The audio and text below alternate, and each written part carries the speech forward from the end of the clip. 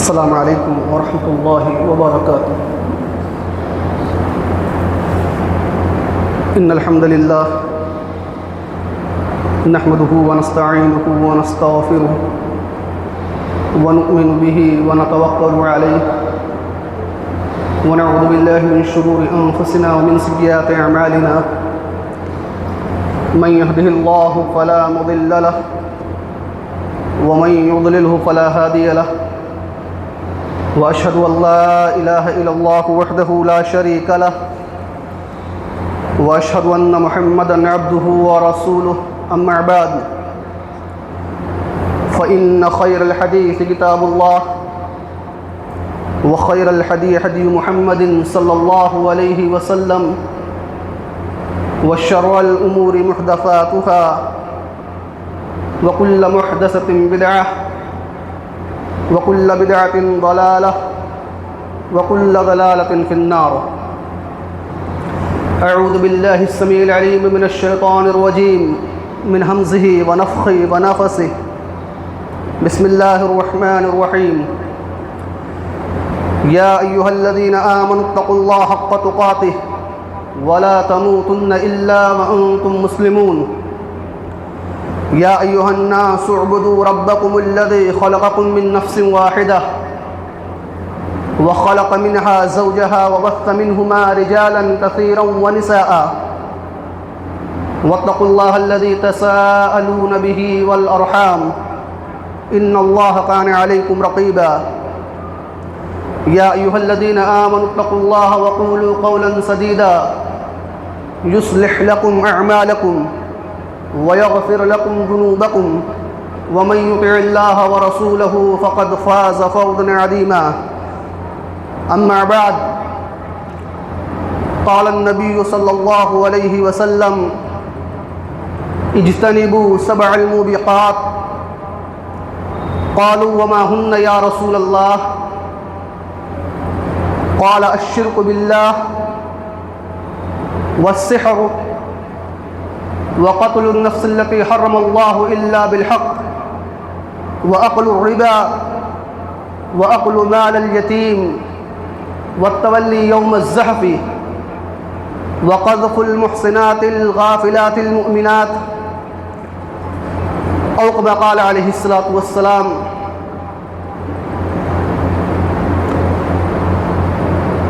اجلاس ہذا کی صدارت فرما رہے فضیلت الشیخ مظہر الحق مدنی حفظہ اللہ،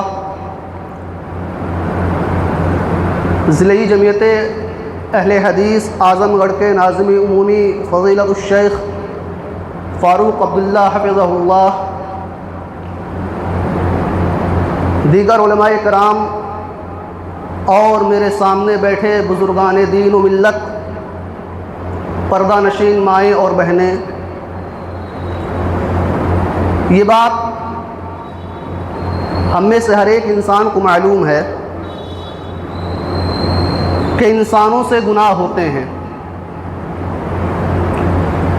شریعت نے جو اصول اور جو ضابطہ بتایا ہے، بنایا ہے، وہ یہ ہے کہ انسانوں کے گناہوں میں سے بعض گناہ ایسے ہوتے ہیں جو بغیر توبہ اور استغفار کے معاف نہیں ہوتے، وہیں بعض ایسے ہوتے ہیں جنہیں حسنات کے ذریعے ختم کیا جا سکتا ہے، نیک کام مٹا دیتے ہیں انہیں، اور بعض ایسے ہوتے ہیں جن کے اثرات انسان کے مرنے کے بعد بھی اس کے ساتھ لگے رہتے ہیں۔ گناہوں کے ان مختلف اقسام کے ساتھ نبی صلی اللہ علیہ وسلم کی حدیث کے مطابق چند گناہ ایسے بھی ہیں جو انتہائی خطرناک اور مہلک ہیں۔ ہمارا اور آپ کا کیا خیال ہے کہ جس گناہ کے بارے میں نبی علیہ الصلوۃ والسلام نے کہا ہو کہ ان جرائم، ان گناہوں سے بچو کیونکہ یہ انتہائی خطرناک اور انسان کو ہلاک کرنے والے ہیں، آپ نبی صلی اللہ علیہ وسلم کے مقام و مرتبہ کو دیکھیں، اور نبی کے اس فرمان کو دیکھیں، ظاہر ہے کہ اگر بات کسی عظیم ہستی کی طرف سے آ رہی ہو تو جو بات بیان کی جا رہی ہے وہ اپنے آپ میں بہت ہی اہم اور حساس ہے۔ نبی صلی اللہ علیہ وسلم نے 7 گناہوں کی طرف نشاندہی کی اور بتایا کہ ان 7 ہلاک کر دینے والے گناہوں سے بچو۔ وہ کون کون سے ہیں؟ صحابہ نے بھی پوچھا یا رسول اللہ وما ہن، اے اللہ کے رسول وہ 7 گناہ کون ہیں؟ آپ نے تفصیل کے ساتھ بیان کیا اور کہا الشرک باللہ۔ ان 7 میں سے پہلا جرم، پہلا گناہ جو انتہائی زیادہ مہلک ہے وہ یہ ہے کہ اللہ رب العالمین کی ربوبیت میں یا اس کی الوہیت میں یا اس کے اسماء و صفات میں کسی کو شریک ٹھہرایا جائے، رب العالمین کے مد مقابل تصور کیا جائے، یا رب العالمین کے مد مقابل وہ تمام اختیارات جو خالص اللہ رب العالمین کے انڈر میں ہیں اسے کسی اور کے لیے ماننا، ایکسپٹ کرنا، یہ شرک ہے۔ اور آپ کو تعجب ہو رہا ہوگا کہ ہم تو ایسی جماعت سے تعلق رکھتے ہیں جس کے بارے میں پوری دنیا کے اندر ڈنکا بج رہا ہے کہ وہ جماعت شرک سے پاک ہے، پھر ہمارے سامنے شرک کی حقیقت کیوں بیان کی جا رہی ہے؟ میں بتاتا ہوں۔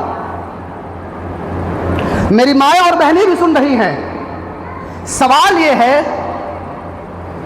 کہ نومولود بچے کے تکیے کے نیچے وہ جو لوہے کا ہتھیار رکھا جاتا ہے اس کا کیا مقصد ہے؟ کسی کے گھر میں بچے کی پیدائش ہوتی ہے، ہاتھ میں لوہے کی چیز پہنا دی جاتی ہے، یا جب بچہ جہاں سو رہا ہوتا ہے تکیے کے نیچے لوہے یا دیگر چیزوں سے بنی ہوئی چیزوں کو تکیے کے نیچے رکھا جاتا ہے، یا آنکھوں میں کاجل اور سر پہ وہ جو ٹیکا لگایا جاتا ہے، اس کا کیا مطلب ہے؟ ظاہر ہے کہ کہیں نہ کہیں یا آپ زبان سے اقرار کر رہے ہو یا آپ کا عمل بتا رہا ہے کہ آپ اپنی زندگی میں آنے والے نفع اور نقصان کے مالک اس لوہے کو سمجھ رہے ہیں، اس دھاتو کو سمجھ رہے ہیں، یا اس ٹیکا کو سمجھ رہے ہیں جو بچے کے سر پہ لگایا جا رہا ہے، اور اسے کیا کہتے ہیں؟ کیا ہے یہ؟ سوائے شرک کے کچھ بھی نہیں۔ تو ایسا نہیں ہے کہ لیبل لگ جانے سے پوری جماعت شرک سے مبرہ تصور کر لی جائے گی۔ جب تک ہمارے ایمان اور عقیدے کی اصلاح ہم خود نہیں کریں گے، جب تک ہم علماء کے پاس آ کر کے توحید اور عقیدے کے مسئلے کو نہیں سمجھیں گے، تب تک لیول سے کام نہیں چلنے والا۔ اللہ رب العالمین نے جس چیز کا وعدہ کیا ہے وہ یہ ہے کہ اگر عقیدہ درست ہے، آئینے کی طرح صاف اور شفاف ہے، تو ممکن ہے کہ اللہ رب العالمین معاف کر دے گا، ورنہ انہ من یشرک باللہ فقد حرم اللہ علیہ الجنہ، جس نے اللہ کے ساتھ شریک ٹھہرایا اللہ نے اس پر جنت حرام کر دی ہے، اور کسی مائی کے لال میں یہ طاقت نہیں ہے کہ جس پر اللہ رب العالمین جنت حرام کر دے وہ اسے جنت میں داخل کرا دے، ایسا نہیں ہے۔ اسی لیے میں آپ تمام لوگوں کو یہ میسج اور پیغام دینا چاہتا ہوں کہ آپ اٹھائیں محمد ابن عبد الوہاب رحمہ اللہ کی معرکۃ الاعریٰ کتاب التوحید کو پڑھیں، علماء سے مسائل دریافت کریں، اپنے ایمان اور عقیدے کو تولیں، ترازو کے ایک پلڑے میں کتاب التوحید کو رکھیں اور دوسرے پلڑے میں اپنے ایمان اور عقیدے کو رکھیں اور تولیں، اندازہ کرنے کی کوشش کریں کہ ایمان اور عقیدے کے باب میں، توحید کے باب میں، شرک کے معرفت کے باب میں ہم اور آپ کہاں ہیں۔ ایک چھوٹی سی حدیث میں آپ کو بتاتا ہوں۔ یہ جو موسم ہے بارش کا ہے، لوگ شکایت بھی کرتے ہیں کہ بارش نہیں ہو رہی ہے، چائے کی دکانوں پر بیٹھتے ہیں تو کہتے ہیں کہ فلاں نچھتر کے بعد بارش آئے گی، فلاں موسم گزر جائے گا تو بارش آئے گی، فلاں مہینہ نکل جائے گا تو بارش آئے گی۔ صلح حدیبیہ کے موقع سے رسول اللہ صلی اللہ علیہ وسلم نے صحابہ اکرام کو بارش ہونے کے بعد فجر کی نماز پڑھائی۔ نماز پڑھانے کے بعد آپ صلی اللہ علیہ وسلم ویسے ہی مڑ کے بیٹھے جیسے امام بیٹھتا ہے، اپنے مصلیوں کی طرف منہ کر کے آپ بیٹھے، اور آپ نے ایک سمپل سوال کیا، اتدرون ماذا قال ربکم، کیا تم یہ جانتے ہو کہ تمہارے رب نے کیا کہا؟ کیا تمہیں خبر بھی ہے کہ تمہارے رب نے کیا کہا؟ صحابہ نے کہا اللہ و رسولہ عالم۔ نبی صلی اللہ علیہ وسلم نے کہا کہ تمہارے رب نے یہ کہا ہے کہ جو لوگ یہ کہہ رہے تھے مطرنا بفلاں کہ فلاں ستارے کی وجہ سے ہمیں بارش نصیب ہوئی، فلاں نچھتر کی وجہ سے ہمیں بارش ملی ہے، یہ جو آسمان سے بارش کا نزول ہوا ہے یہ فلاں موسم کی وجہ سے ہے، انہوں نے اللہ رب العالمین کے ساتھ کفری عمل کیا۔ اور جنہوں نے یہ کہا مطرنا بفضل اللہ ورحمتہ کہ ہمیں بارش اللہ کی رحمت اور اس کے فضل سے نصیب ہوئی ہے، وہ اللہ پر ایمان رکھتے ہیں اور ستاروں کا انکار کرتے ہیں۔ آپ اندازہ لگائیں، کیا گلی اور چوراہوں پر ایسی باتیں نہیں ہوتی؟ کیا بارش جو اللہ رب العالمین کی عظیم نعمت ہے اس کا انتساب غیروں کی طرف مسلمان نہیں کرتے؟ اپنے آپ کو توحید پرست کہنے والی قوم نہیں کہتی کہ فلاں نچھتر میں بارش ہوگا، فلاں موسم کے گزر جانے کے بعد بارش ہوگا، فلاں مہینہ آئے گا تو بارش ہمیں نصیب ہوگی۔ کیا فرق ہے دونوں میں؟ اسی لیے میں کہتا ہوں اور آج پھر کہہ رہا ہوں کہ آپ اپنے علماء سے جڑیں، عقیدے کے مسائل کو سمجھیں اور اسے صاف اور شفاف کرنے کی کوشش کریں، کیونکہ اس کے بغیر نجات نہیں ہے۔ اس کے بغیر کوئی یہ سمجھ لے کہ ہماری نمازیں ہمارے لیے کافی ہیں، نہیں ہیں۔ مثالیں پڑھی ہوئی ہیں، وقت زیادہ ہو جائے گا اگر میں تفصیل سے بیان کروں۔ اختصاراً آپ اتنا سمجھے کہ عقیدے کی اصلاح ہر فرد پر ضروری ہے، پھر چاہے وہ اپنے آپ کو اہل حدیث کہتا ہو نہ کہتا ہو، کوئی فرق نہیں پڑتا، لیبل لگا لینے سے کام نہیں بننے والا۔ 7 ہلاک کر دینے والی گناہوں میں سے پہلا گناہ شرک ہے، اور اس کی بہت سارے اقسام ہیں، علماء اکرام موجود ہیں، آپ ان سے تفصیلاً پوچھیں۔ دوسرا گناہ السحر، جادو کرانا۔ آج کل سماج اور معاشرے میں کیا ہو رہا ہے؟ میری مائیں اور بہنیں سن رہی ہیں، مرد حضرات سے زیادہ میں انہیں مخاطب کر رہا ہوں اس مسئلے پر۔ ذرا سا گھر میں کوئی مسئلہ ہوا، چلے گئے کسی کاہن کے پاس، کسی نجومی کے پاس، کسی جادوگر کے پاس۔ داڑھی اور ٹوپی یہ علامت نہیں ہے کہ فلاں انسان کاہن اور نجومی نہیں ہے۔ آپ کو میں ضابطہ بتاتا ہوں اور اس ضابطے کو آپ گانٹھ باندھ لیں تاکہ آپ اپنی حفاظت کر سکیں کاہنوں سے، نجومیوں سے۔ جو انسان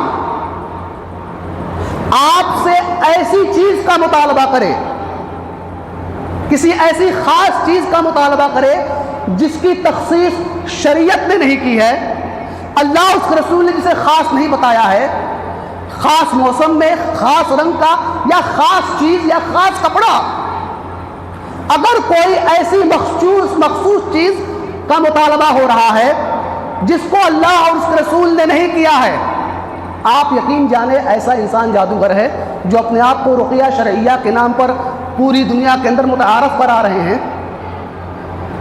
آج جماعت اہل حدیث میں سب سے بڑا جو فتنہ ہے وہ یہی ہے۔ آج سے 10 سال پہلے، 15 سال پہلے وہ معاملات دیکھنے کو نہیں ملتے تھے جس قدر آج دیکھنے کو مل رہے ہیں۔ ہمارے لوگ جن کا عقیدہ صاف ستھرا ہوا کرتا تھا، ہماری بچیاں، ہماری مائیں اور بہنیں، ہمارے بھائی آج ملوں کے دربار پر ہاتھ جوڑے کھڑے ہیں، ہاتھ باندھے کھڑے ہیں، اور انہیں نبی صلی اللہ علیہ وسلم کی حدیث نہیں پہنچی۔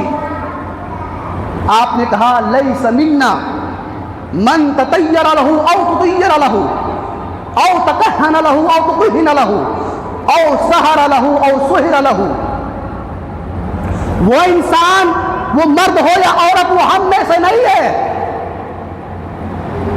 جو فال نکالے پرندوں کے ذریعے، یعنی جس کے لیے نکلوایا جائے، خود نکالے یا کسی کے پاس جا کے نکلوائے، کہانت خود کرے یا کسی کے پاس جا کر کے کہانت سیکھے یا اس سے علم حاصل کرے یا اس سے دریافت کرے، جادو کرے یا کسی کے ذریعے کروائے، یہ سارے لوگ، ان کا تعلق نبی کی امت سے نہیں ہے۔ اور آپ سنیں، اللہ کے رسول صلی اللہ علیہ وسلم نے کہا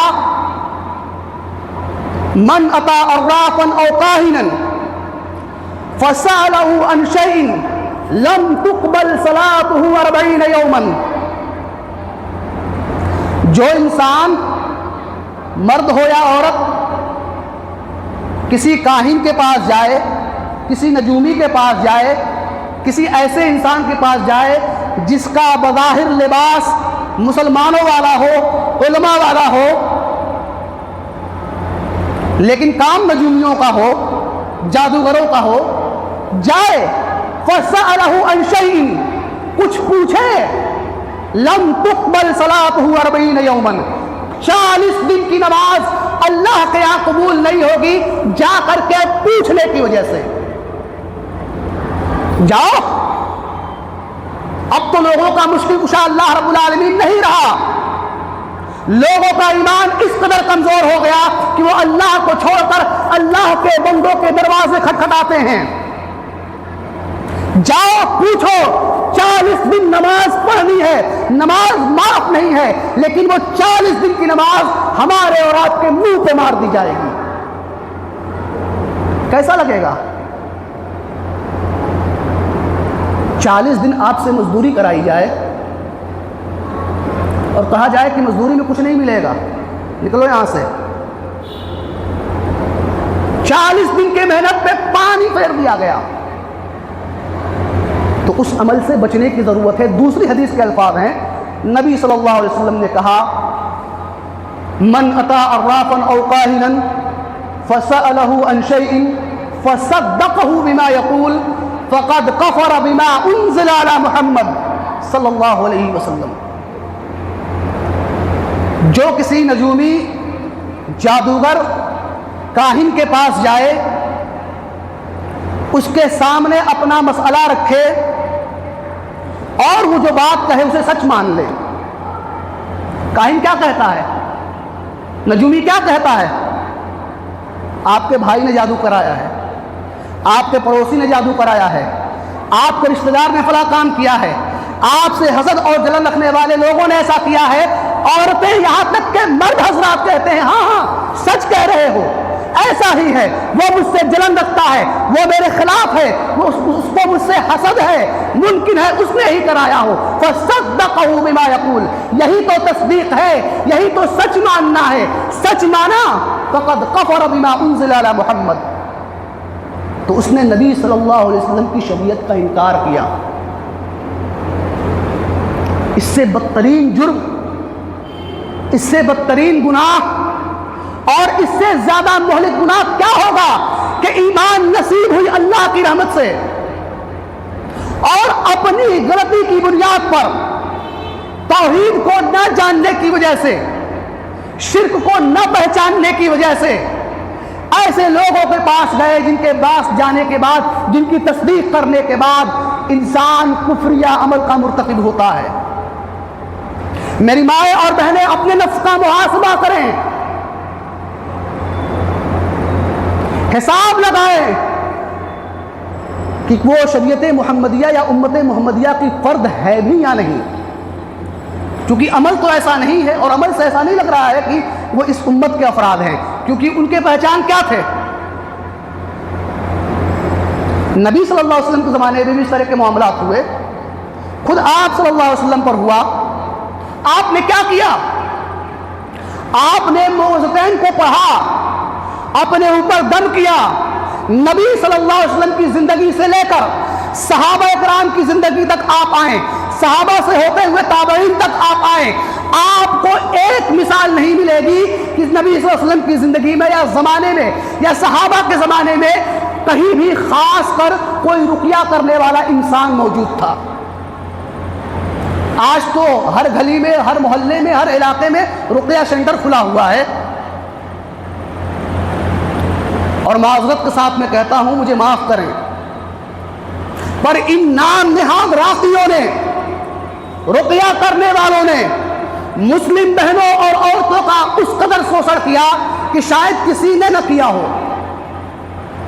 آپ اندازہ لگائیں، اگر آپ کو یقین نہیں ہے آپ جائیں، ان راقیوں کے یہاں سب سے زیادہ میلہ لگانے والی مسلم عورتیں ہیں، مسلم بچیاں ہیں، اور ان کی عزت کو تار تار کرنے والے یہ بدتمیز قسم کے راقی ہیں۔ اللہ اس کے رسول نے کسی کو راقی بننے کا حکم نہیں دیا تھا۔ آپ نبی کی پوری سیرت اٹھائیں، نبی صلی اللہ علیہ وسلم رات کے وقت جب بستر پر جاتے تھے کیا کرتے تھے؟ آیت الکرسی پڑھتے تھے، سورۃ الفلق اور سورۃ الناس پڑھتے تھے، ہاتھوں پر تھکا کر کے پورے بدن پر پھیر لیتے تھے۔ جب آپ پر جادو ہوا آپ نے انہی دو صورتوں کو استعمال کیا، اور آپ صلی اللہ علیہ وسلم فرماتے ہیں کہ یہ دو صورتیں کافی ہیں، یہ چیزیں ہیں، لیکن اس کا علاج اللہ اور اس کے رسول نے بہت پہلے بتا دیا۔ کیا آپ نے وہ حدیث نہیں سنی؟ اللہ کے رسول صلی اللہ علیہ وسلم کہتے ہیں من قال لا الہ الا اللہ وحدہ لا شریک لہ لہ الملک ولہ الحمد وہو علی کل شیء قدیر، جو یہ دعا پڑھے گا، بخاری اور مسلم کی روایت کے مطابق 10 مرتبہ، اور مسلم ہی کی ایک دوسری روایت ہے جس میں 100 مرتبہ پڑھنے کا ذکر ہے، جو یہ دعا 100 مرتبہ پڑھتا ہے، اللہ کے رسول کی بشارت کے مطابق اس انسان کو 10 غلام آزاد کرنے کے برابر ثواب ملتا ہے، اس کی 100 نیکیاں بڑھا دی جاتی ہیں، 100 گناہ مٹھا دیے جاتے ہیں، اور اس دن 24 گھنٹہ تک شیطان سے محفوظ رہتا ہے۔ جب اللہ اس کے رسول کے بتائے ہوئے طریقے سے دور ہوں گے، ضلالت و گمراہی ہمارا اور آپ کا مقدر بن جائے گی۔ نبی نے بتایا تھا، اس دعا کو پڑھنے کی ہمت لوگوں میں نہیں ہے، لیکن نام نہاد راقیوں کے ہاں جانا ایک شوق اور ایک فیشن بن چکا ہے۔ کتنی بڑی دعا ہے، ایک سطر کی، اور کتنے فائدے؟ سب سے بڑا فائدہ کہ شیطان کے شر سے محفوظ رہیں گے، جادوگروں کے شر سے محفوظ رہیں گے۔ نسخہ، علاج اللہ اور اس کے رسول نے پہلے ہی بتا رکھا ہے۔ مسلمانوں کا ایمان اللہ پہ کہاں رہ گیا؟ اللہ کی کتاب پہ کہاں رہ گیا؟ منبروں سے، خطبوں سے، پروگراموں کے ذریعے باتیں بتائی جاتی ہیں، لیکن ایسا معلوم ہوتا ہے جیسے لوگوں نے یہ رٹ لگا رکھی ہو کہ سنو سب کی کرو اپنی، جبکہ ہونا یہ چاہیے تھا کہ سنو اللہ اور اس کے رسول کی اور کرو انہی کے مطابق۔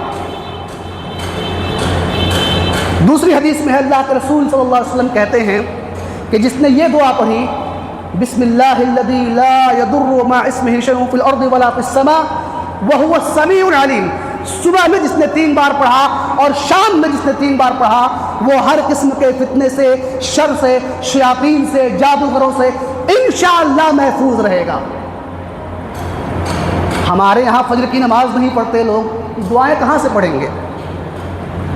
ایک مسلمان، ایک مومن کے زندگی کی شروعات، اس کے دن کی شروعات فجر کی نماز سے ہوتی ہے، اور یہ ساری دعائیں فجر کی نماز کے بعد صبح و شام کے اذکار میں انہیں شامل کیا جاتا ہے۔ انہیں کیا کہا جاتا ہے؟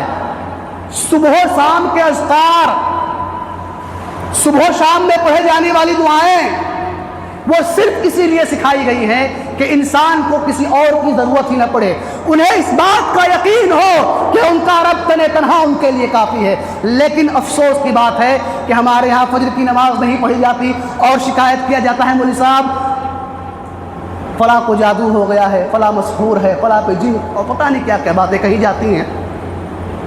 اسی لیے میں آپ سے کہتا ہوں ان دعاؤں کا اہتمام کریں جو نبی صلی اللہ علیہ وسلم نے بتائی ہیں۔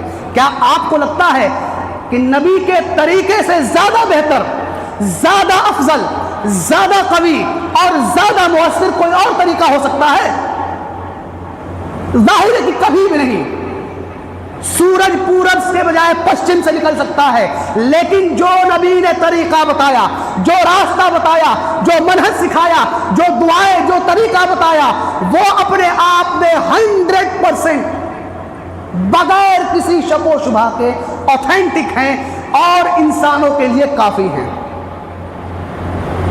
اسی لیے میں اپنی ماؤں اور بہنوں سے گزارش کروں گا، آپ سب سے گزارش کروں گا، عقیدہ سیکھیں، کتاب التوحید کو پڑھیں، اپنے بچوں کو پڑھائیں، اپنے گھر میں ماؤں اور بہنوں کو پڑھائیں۔ ہم اور آپ مسجد میں اکٹھا ہو کر کے بات سن لیتے ہیں، ہماری ماؤں اور بہنوں کو کھانے بنانے سے فرصت ہی نہیں رہتی ہے، انہیں ایمان اور عقیدہ سیکھنے کا کوئی جذبہ ہوتا ہے نہیں ہوتا ہے۔ ہمارے بڑوں میں، ہمارے ذمہ داروں میں ایسا کوئی جذبہ نہیں دکھتا۔ لیکن میں آپ کو بتا دوں کہ اگر ماں کا عقیدہ صحیح ہے، پورے خاندان کا نظام صحیح ہے۔ اگر ماں توحید پرست ہے تو گھر میں پیدا ہونے والا ہر بچہ موحد ہوگا، اور اگر ماں کے ایمان اور عقیدے میں کمزوری ہے تو اپنے بچے کو وہی کہانی، وہی قصہ اور وہی واقعات سنائے گی جو اس کے ایمان عقیدے کو کمزور کر دے گا۔ خود سیکھیں، ماؤں اور بہنوں کو بھی سکھائیں۔ ہلاک کر دینے والے 7 گناہوں میں سے دوسرا گناہ کیا ہے؟ ابھی میں نے بتایا، جادو کرنا یا کرانا، سیکھنا سکھانا سب کچھ اس میں شامل ہے، اور ایسا کرنے والا انسان نبی صلی اللہ علیہ وسلم کی امت کا فرد نہیں ہے۔ یہ بات میں اپنی طرف سے نہیں، نبی کی حدیث کے مطابق بیان کر رہا ہوں۔ تیسرا جرم، وقتل النفس التي حرم اللہ الا بالحق، کسی انسان کو ناحق قتل کر دینا۔ آج قتل و غارت گری کس قدر عام ہو گئی ہے۔ ایک مسلمان جو مسلمان کا بھائی ہوتا ہے، معمولی سے زمین کے ٹکڑے کے لیے یا بیوی کے بہکاوے میں آ کر یا کسی اور بات سے، کسی اور حسد اور جلن سے، کسی اور دشمنی کی وجہ سے اس کی جان لینے کے لیے تیار ہو جاتا ہے۔ اور آج قتل و غارت گری کو کسی کو جان سے مار دینے کو کوئی جرم نہیں سمجھا جاتا ہے سماج میں۔ آج انسانوں کی جان کو لینا، انسانوں کو جان سے مار دینا، اس کی حیثیت ویسے ہی لوگوں کی نظر میں ہے جیسے جانوروں کی۔ اور میں آپ کو بتاؤں، اللہ رب العالمین نے کیا کہا قرآن مقدس کے اندر؟ من قتل مؤمنا متعمدا فجزاؤہ جہنم، جس نے جان بوجھ کر کسی مومن کو قتل کیا اس کا ٹھکانہ جہنم میں ہے اور وہ ہمیشہ اس میں رہے گا۔ اور صرف یہی نہیں، اللہ کی لعنت بھی برستی ہے ایسے لوگوں پر۔ ایک مسلمان کے خون کی حرمت آپ اندازہ لگائیں، فیصلہ ہمارا اور آپ کا، فرمان نبی علیہ الصلوۃ والسلام کا۔ آپ نے حجۃ الوداع کے موقع پہ کیا کہا؟ الا ان دماءکم واموالکم واعراضکم حرام علیکم کحرمت یومکم ھذا فی شہرکم ھذا فی بلدکم ھذا۔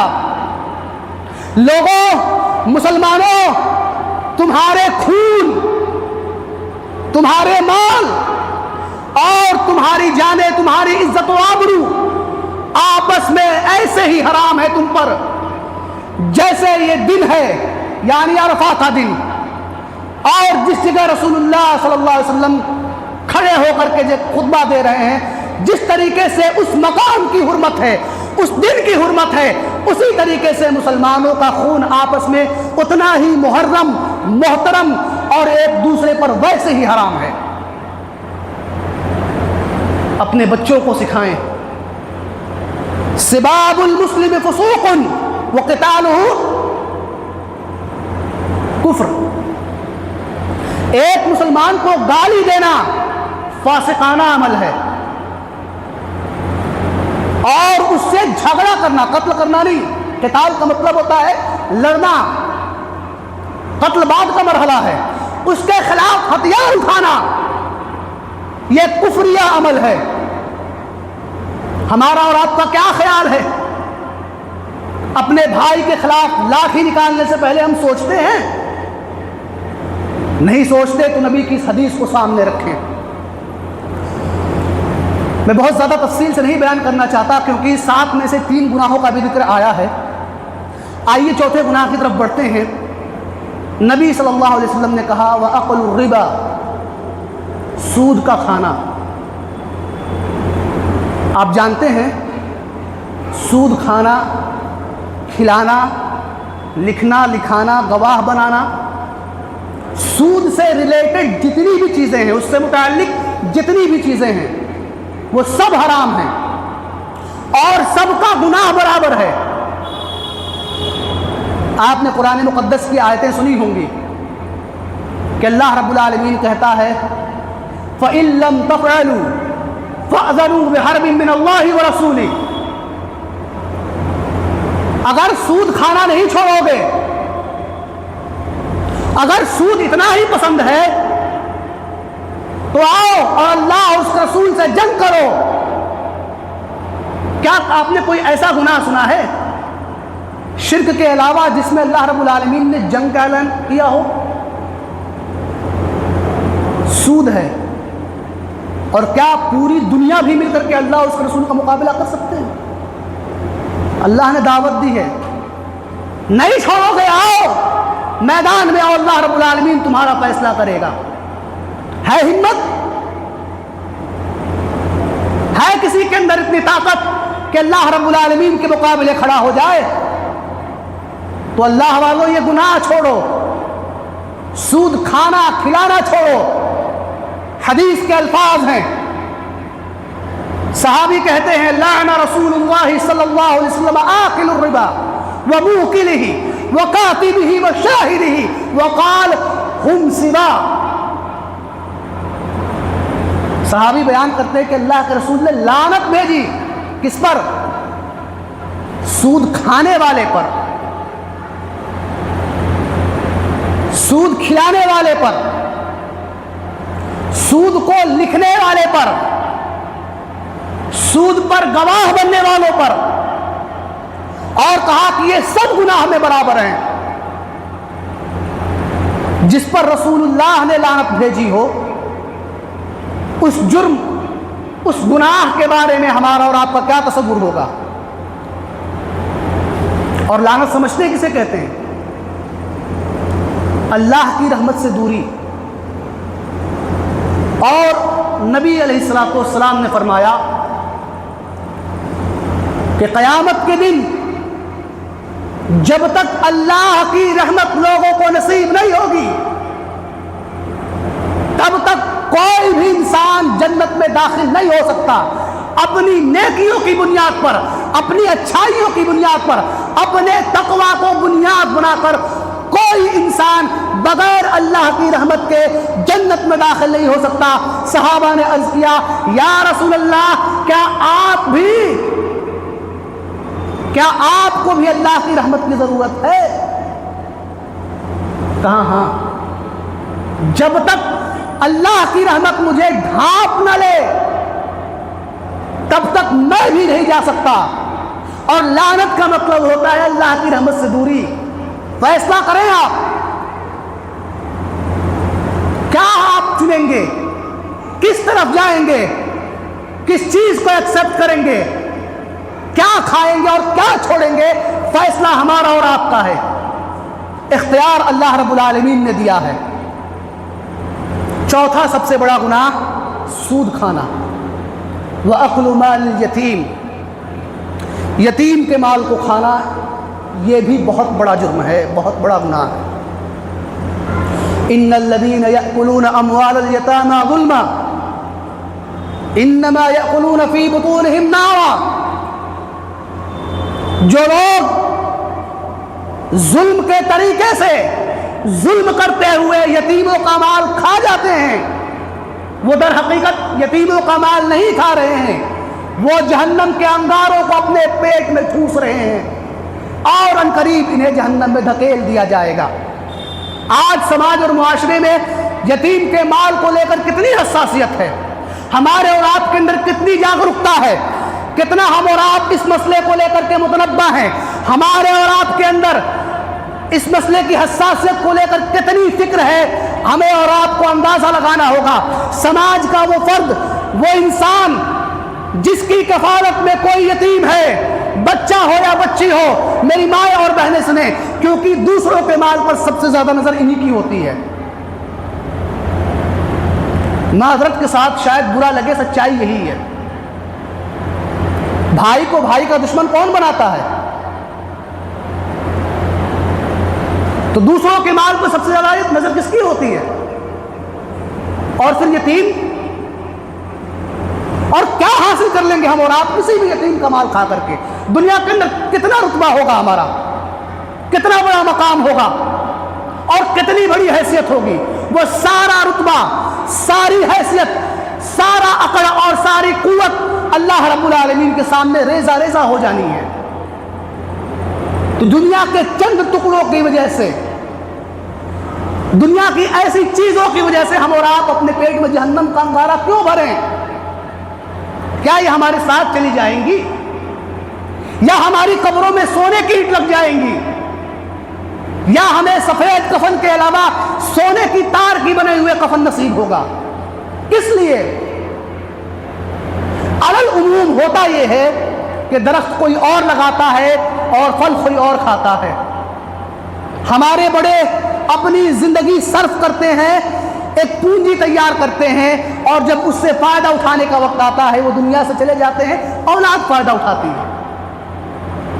اپنے لیے بھی نہیں کیا، لیکن گناہ اپنے سر ضرور لیا۔ تو ہوش کے ناخن لینے کی ضرورت ہے، سمجھنے کی ضرورت ہے۔ آپ اندازہ لگائیں کہ دنیا کی کیا حیثیت ہے۔ ہم اور آپ یہاں بیٹھے ہیں، کیا اس بات کی گارنٹی ہے کہ کل کا صبح ہم میں سے کوئی دیکھ سکتا ہے؟ ممکن ہے کسی کو نصیب ہو، کسی کو نہ ہو۔ پھر کیوں دنیا کے پیچھے بھاگنا؟ پھر کیوں یتیموں کا مال کھانا؟ پھر کیوں دوسروں کے ساتھ ظلم کرنا؟ پھر کیوں دوسروں کا خیال نہ رکھنا؟ مومن اور مسلمان کی پہچان تو یہ ہے کہ وہ اپنے لیے وہی پسند کرتا ہے جو دوسروں کے لیے کرتا ہے۔ اور اسی طریقے سے چھٹا گناہ، میدان جنگ سے بھاگ جانا، والتولی یوم الزحف۔ جب مسلمان جنگ کے میدان میں ہو، ایسے موقع سے بھاگ جانا، پیٹھ دکھانا، یہ انتہائی بدترین اور بھیانک جرم ہے۔ اور ساتواں اور آخری گناہ، چونکہ وقت زیادہ ہو رہا ہے، میں اپنی بات اس گناہ کو بیان کر کے ختم کر دوں گا۔ وقذف المؤمنات المحصنات الغافلات، پاک دامن عورتوں پر تہمت لگانا، بدکاری کا الزام لگانا، برا بلا کہنا۔ اور اگر میں غلو نہیں کر رہا تو اس میں بھی سب سے زیادہ ہماری مائیں اور بہنیں پیش ہیں۔ کسی کی بہن اور بیٹی کو یا اس پر الزام لگانا، اسے برا بھلا کہنا، بدکاری کی تہمت لگانا کہ فلاں لڑکی، فلاں عورت، فلاں کی بیوی، فلاں کی بہن ایسی ہے ویسی ہے، یہ اختیار ہم میں سے کس کو کس نے دیا؟ کیا اللہ اس کے رسول نے ہمیں اجازت دی تھی کہ اپنے گھر میں بیٹھ کر کے کسی کی بہن اور بیٹی پر کیچڑ اچھالیں؟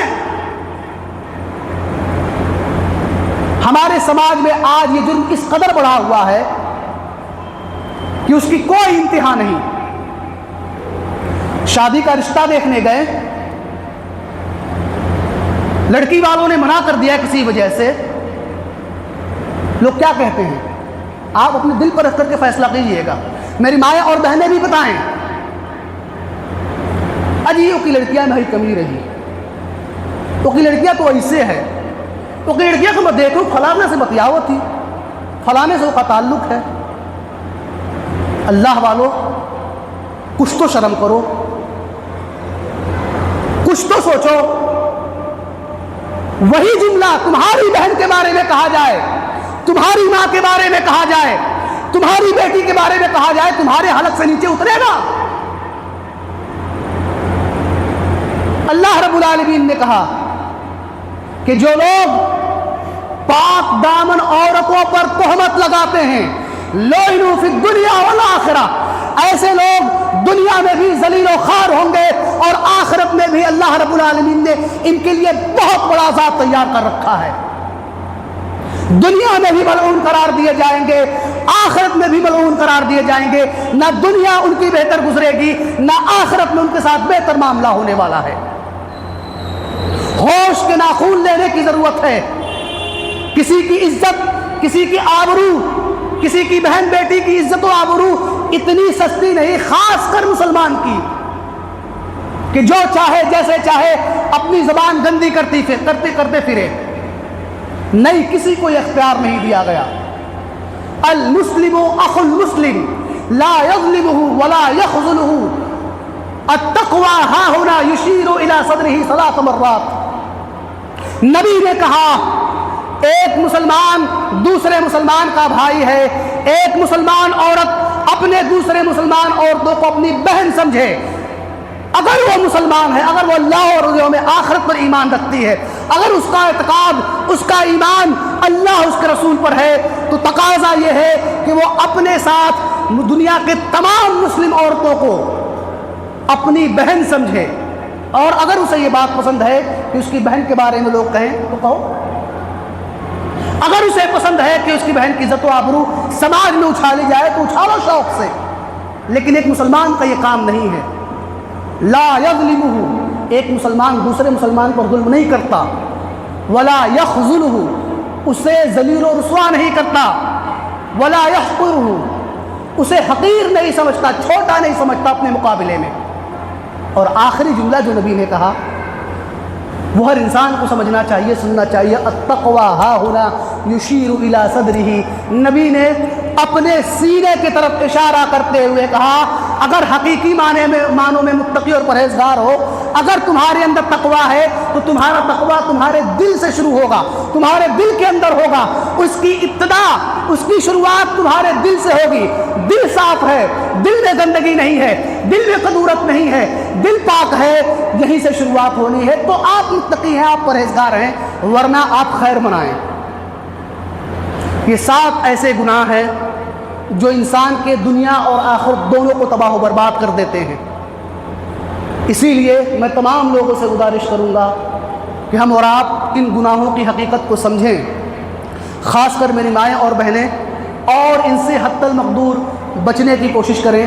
اللہ رب العالمین سے دعا ہے کہ الہ الحق ہم تمام لوگوں کو ان برائیوں کی برائی کو سمجھنے اور ان سے مکمل طور پر اجتناب کرنے کی توفیق عطا فرما۔ آمین۔ اقول لکم ما تسمعون، استغفر اللہ لی ولکم، السلام علیکم ورحمۃ اللہ وبرکاتہ۔